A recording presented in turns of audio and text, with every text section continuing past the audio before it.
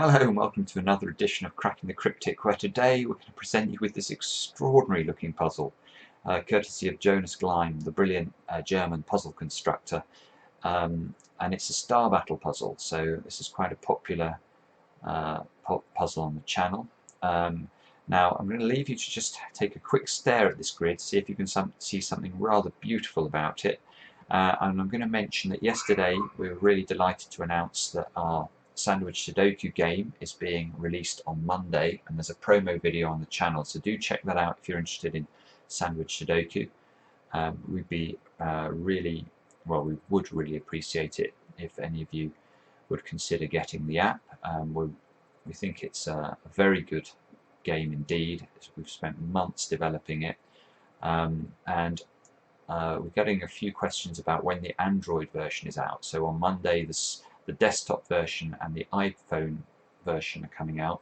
The Android version should be out in days, not weeks. So if you're interested in the Android version, just stay patient, and it will be with you very soon. Now I'm going to show you what's cool about this puzzle. Look at the design of this.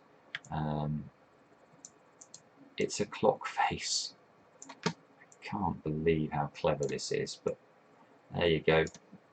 Absolutely brilliant. Now this variant of the star battle is a 3-star variant, which means that every row, every column and every irregular shape has to contain 3 stars. And remember, in a star battle puzzle, those stars cannot connect or cannot touch each other even diagonally.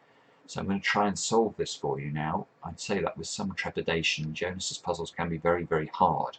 He thinks this is about a 20-minute puzzle, so let's see how I go. Now I'm going to use red to indicate stars and green to indicate not stars in the software. And if you want to play the puzzle, just click on the link under the video. It will take you to exactly this screen that you're seeing here, and you'll be able to have a go. So best place to start is normally the smaller areas. So I can see we can place a star immediately in this small area here. And the reason we can do that is the key thing to remember about star battle puzzles is that in any 2x2 area you can only fit 1 star. It's impossible to put more than 1 star in a 2x2 area because they can't touch each other diagonally. And this fact is absolutely crucial because it allows you to divide especially the smaller shapes up quite nicely. So there's a maximum of 1 star in that shape, a maximum of 1 star in those 2 squares, and there's only 1 more cell, so that's got to be a star. Once you get a star, always make sure you put your green areas in. So obviously that forces this to be a star, and then we can surround it like that. So we're off and running. We've got 2 stars in this column, and there's going to be, well, in this 2 shape, if we look at it, it's not going to be possible to put a star here or here, because that's going to mean it's going to take up too much of the 2 shape. We'd end up having to, if there was a star here, we'd end up having to put 2 stars in that area, 3 stars, sorry, in this area, which is impossible. So let's just, sorry if there's a bit of kids noise in the background, I may have to pause in a second. Now, what can we do? Oh, cool. Yeah, there is something we can do. Let's look at the first 3 rows of the grid. Now, the other big tip for star battle puzzles is to use the geometry, relentlessly use the geometry. And if I draw an imaginary line across the grid here, we know that above that imaginary line there are 3 complete rows, and therefore there've got to be 9 stars. But if we think about how those 9 stars are made up, there's going to be 3 in this area, there's going to be another 3 in this area, that's 6, 1 here is 7, another here is 8. Now we know we can't have less than 1 star in that area of the 2, because if there is less than 1 star, we've just said there's got to be 3 stars in that area, which is impossible. So that is going to be, this shape here is going to provide our 9th star for the first 3 rows of the grid, and that means we can get rid of stars but there are no stars in all of those positions. Now, as there's one star in the blue area, there's got to be another star, another 2 stars in this area. So there's got to be a star in each of those 2 shapes. Now you can see, once you get one of these 2 by 1 areas, you can immediately make green the 2 adjacent cells each side, and that gives us a star here. So let's put that, let's do all that, and think again about what the next step might be. I think I'm going to be really tempted though to look at this shape here. I'll just stare at this for a moment, see if I can see something better. And no, it's too tempting. I've got to look at this shape. Now you can see we can divide this shape nicely. There can be a maximum of 1 star here, a maximum of 1 star there, and a maximum of 1 star there. Let's make that grey. And once we get this pattern, we can surround it with a certain number of green cells, which may or may not be helpful. Let's think about it. 2, 3. We can place a, that's green, isn't it? Because of the same logic here. If I make this a star, it would rule out the star from all of those squares, and I'd end up having to put three stars in too small an area. So that's not going to work. Ditto with the 9, actually. So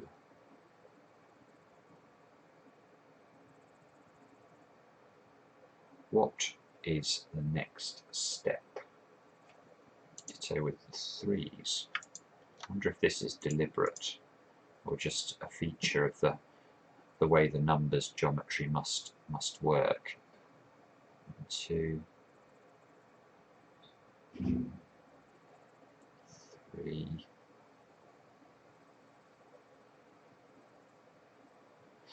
Not seeing much. Maybe I've got to use geometry. Let's have a look at the first. Yes, okay, let's have a look at the first 4 columns of the grid. Because if we look at the first 4 columns, you can see there are actually 4 complete irregular areas entirely contained within these columns. Let me highlight them to show you. All of these, and there we go. Sorry, there's kids' noise. I'm just going to pause a sec. So let's just go back and show you again.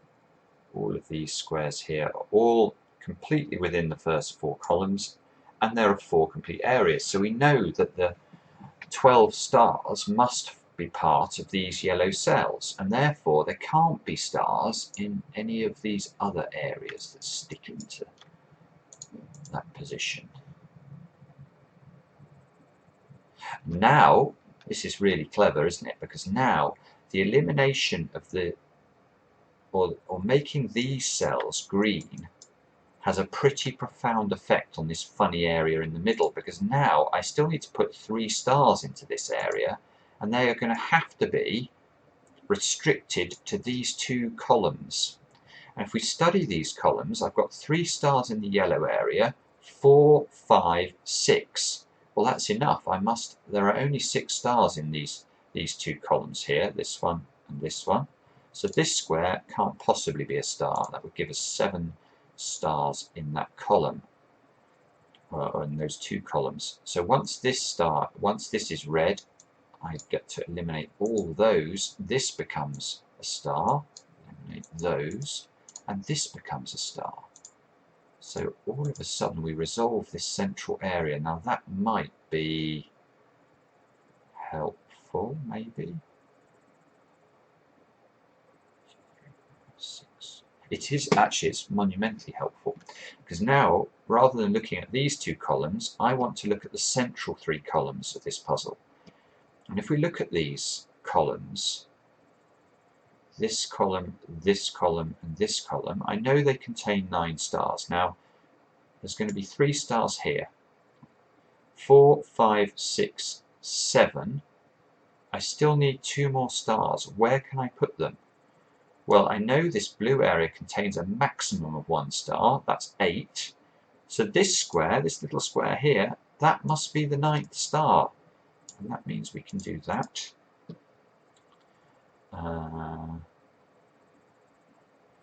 There's a few things I can see as a result of that. We know that in this area, the star must be in one of these two set areas. So those squares are not stars. This is going to confuse me. I'm going to tie those up and remember these two are green, because otherwise I'm going to think that these are two separate areas, and that's just not correct. So we've got 1, 2, 3, 5. So this area is 1 star, and there's 2 stars down this area. Now that means that none of these squares can be stars, because if I try and put a star in any of these 3 squares, actually, is that true, what I was about to say? No, maybe it's not true. No, I was about to say something completely wrong. So I won't say that. 2, 3. So this is all okay. Now let's have a look at this column. I need to put 3 stars in this column. Where can they go? I've got 1. So there must be 1 here. And there must be 1 here. And that's going to allow me to make a bit more progress. In fact, loads of progress, because once these 2 squares are ruled out as being green, in the 6th area I still need 2 more stars. There's going to have to be those squares. Which now this star touches this square, so that forces that one down. Now we've got 3 stars. If we study the central column of the grid, because this is 1 star, 2, 3, we've got our 3 stars. So that means we need to do that.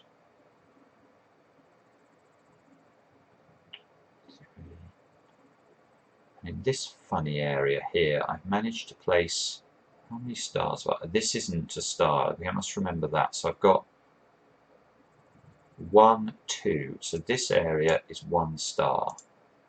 I'm not sure that's going to be desperately helpful, but oh yes, it might be, because if we look at the bottom 3 rows of the grid, I need 9 stars in the bottom 3 rows. Well, there's going to be 3 here and 3 over this side. That's 6, 7, 8, 9. So these cannot be stars here, and neither can those squares be stars. That can't be a star now either, because that will break the purple area. And now we've got more going on in this column. This is a fantastic puzzle. So now there must be a star here, and a star here, and a star there. So that's going to allow us to put more green in like that. I do like the way the app actually works for these star battle puzzles. It really, the colouring works pretty good. So what can we do next? What can we do next? Well, we need 3 stars down this column. Now that means I can't have a star there, so that will eliminate too much of the column. I could have a star here though. Right, okay, well I doubt that's going to be terribly useful. 2, 3.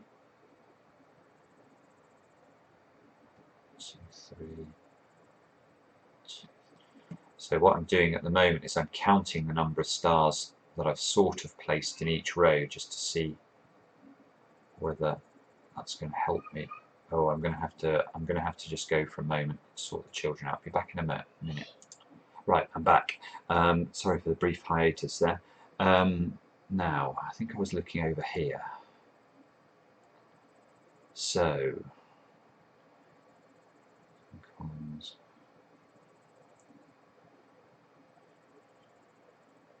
and this square is green, but I wanted to connect it with the blue.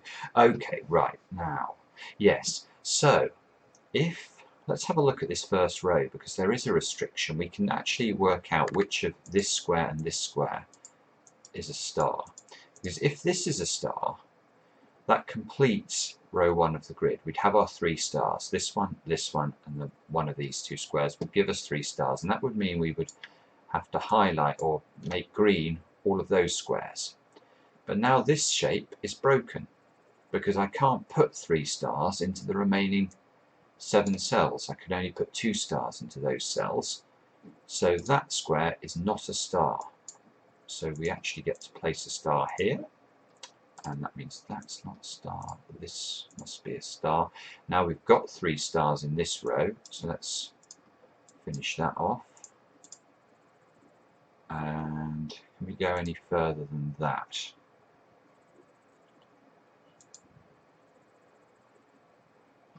Oh, well, I'm tempted to look at... Can we see anything about the first 2 or 3 rows of, or these columns over here, whether or not there's a restriction? Ah, no, hang on, I've spotted something else. We've got 3 stars now in this weird shaped area, because we've got 1 here, 1 here, and 1 here. That's 3. So this square and this square can't be stars. And now, if we look at this column, there are only 3 squares left, or 3 different positions that could take stars. This one, they're definitely stars. And there must be a star in one of those 2 squares as well. So we get to place a couple more green cells. And so I've got 2 stars now in my in the 3 shape. So in all of the rest of this shape there can be a maximum of 1 star in all of those cells there that I've just highlighted.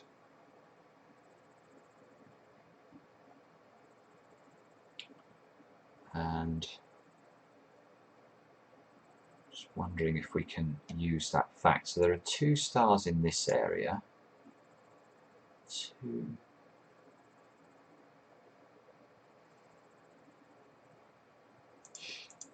Not quite. Ah, hang on. Now this row of the grid is broken. Well, not broken, but we can lock it in. There must be 2 stars in these 2 squares. Otherwise, there isn't enough room for 3 stars. And there's 1 star in one of those positions, therefore, which leaves 1 square open here. Look, that's now got to be a star to complete this row. There must be 1 star in that space and 1 star in that space. And that's brilliant because now we've completed row 1, look. We've got 3 stars. This square, 1 of these 2, and 1 of these 2. So those can't possibly be stars, and there must be a star here. And these can't be stars, so there must be 2 stars there. And now hang on. Yeah, in this funny shaped area on the right, I've got 2 stars placed, but there must be another star down that side. Now that gives us our 3 stars in the final column of the grid, so none of those squares can be stars. And this must be a star now in this block. And there must be a star in one of those 2 positions, which means that that's not a star. This is a star. And so we now, okay, so now in the bottom 2 rows of the grid, I've got 4 stars approximately positioned. That means that there must be exactly 2 stars in that area, which is nice. So I'll label those. And that means there must be 1 star in that area, which means this is not a star.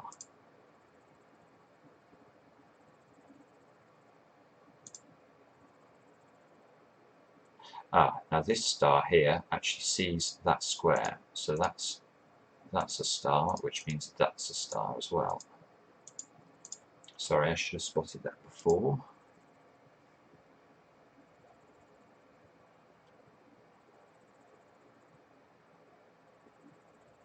Now, okay, so what is the next step? We've got 1, 2...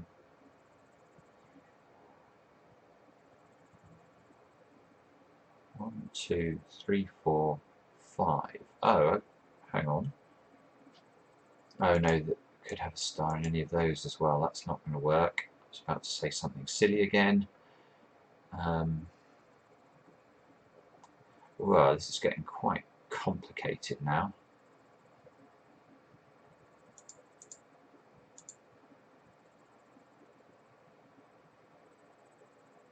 This square sees that square, so that's a star here.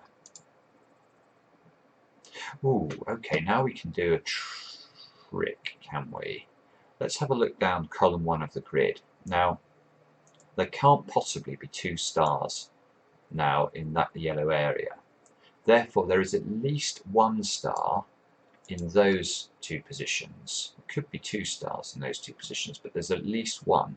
And therefore, there cannot be stars in any cell that sees both of the yellow cells. Now, that means all of those squares cannot be stars. And now we've got a, well, we've fixed something about this row, look. Because there must be a star now in one of those 2 positions, which means we can make some more highlighting. And this square has to be a star. And that's brilliant because that tidies up all of that purple area on the right hand side.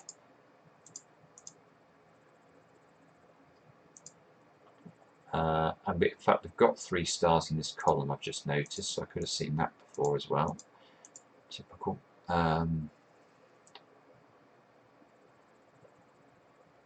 So we've got, now in this area, I've got to be careful. This area, have I actually put any stars at all into it? I haven't. I need to put 3. There must be 1 in that area. This must be a star, therefore. That's not a star, somewhat surprisingly. And this must be a star. So that completes that row. This row needs a star in one of those 2 squares. So that's the second star on the left-hand shape. So there must be a star in one of those positions as well. 1, 2, 3, 4, 5. No, okay. And I still need to put 3 stars, look, in this area. So that can't be a star in the centre. And if this was a star, that's going to break that area, so that's not a star.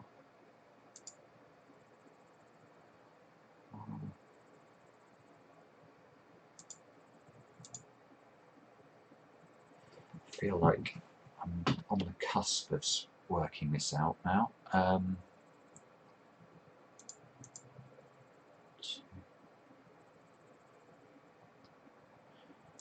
Can't be stars in those 2 positions. There could be a maximum of 1 star in those 2 positions. But in this row, look at this row. We've got 2 stars, therefore there must be a star in one of those 2 squares. Therefore this is not a star, therefore this is not a star. And that might, yes, that fixes the 9. There can be 1 star in that area. Let's make that blue actually. A maximum of 1 star. Actually, this was part of the purple shape as well, so we can eliminate that. This must be a star in this area here, and there must be an actual star there. Let's surround that off and see if that fixes anything better.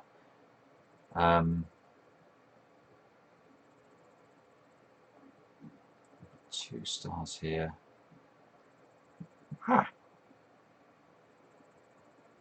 And how many stars have I now got?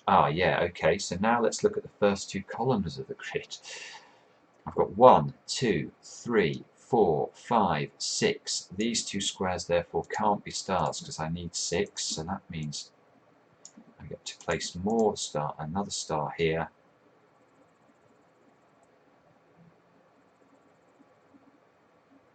And 1, 2, 3, 4, 5, 6, that's fine. 2. Now the bottom row of the grid, I've got 1, 2, and another star here. So those can't be stars.